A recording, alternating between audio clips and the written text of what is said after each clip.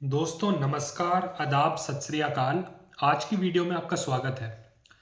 तो दोस्तों, होता अक्सर ऐसा है कि सफलता तो हम सभी को चाहिए होती है, लेकिन दिक्कत कहाँ आती है कि कई बार हम अपनी एक नैरो थिंकिंग बना लेते हैं।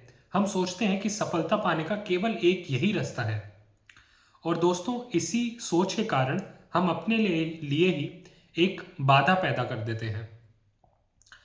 दोस्तों, मैं आपको अपने एक क्लासमेट की स्टोरी बताना चाहूँगा।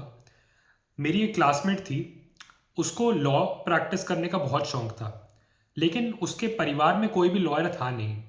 तो उसने जब लॉ की डिग्री ली, उसने खुद प्रैक्टिस करने की कोशिश करी, लेकिन वो प्रैक्टिस में सक्सेसफुल नहीं हो रही थी, क्योंकि आपको पता है कि लॉयर्स जैसे बिजनेस में नेटवर्किंग, और अगर आपका प्रीवियसली कोई बैकग्राउंड रहा नहीं है परिवार में लॉ का, तो उसमें काफ़ी दिक्कतें आती हैं।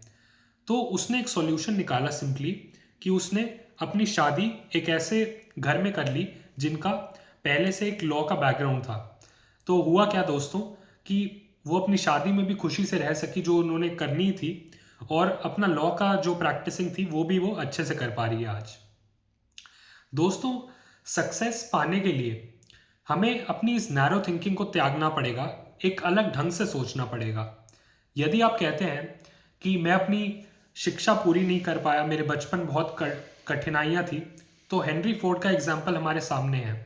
एक उद्योगपति जो कि उन्होंने शिक्षा अपने क्लासरूम के बाहर जितनी भी वो ले सकते थे ली, और एक औद्योगिक एम्पायर खड़ा करके रख दिया। दूसरी तरफ अगर आप कहते हैं मेरी हाइट बहुत छोटी है, मुझे अपनी पर्सनालिटी को लेके इन्फीरियोरिटी कॉम्प्लेक्स होता है, तो सचिन तेंदुलकर जी एक बहुत इसके अच्छे उदाहरण हैं। यदि आप कहते हैं कि मेरे बचपन में बहुत गरीबी थी, तो डॉक्टर एपीजे अब्दुल कलाम, जो हमारे देश के एक पूर्व राष्ट्रपति हैं, वो भी गरीबी से बाहर निकले और उन्होंने अंततः देश की बहुत सेवा करी।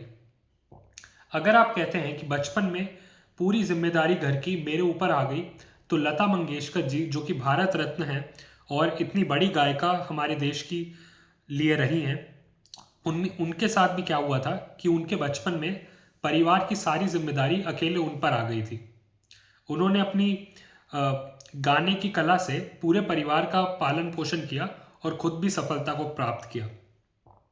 तो दोस्तों, चाहे परिस्थितियां विपरीत भी हों, चाहे हमारे कभी कभार होता क्या है कि हम अपनी एक तरफा विचारधारा की वजह से, अपनी जिद्दीपने की वजह से अपने लिए ही एक बाधा पैदा कर देते हैं।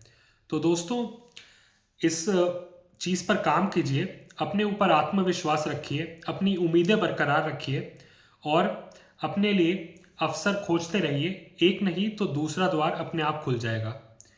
मेरी बातें सुनने के लिए बहुत बहुत शुक्रिया दोस्तों। नमस्कार।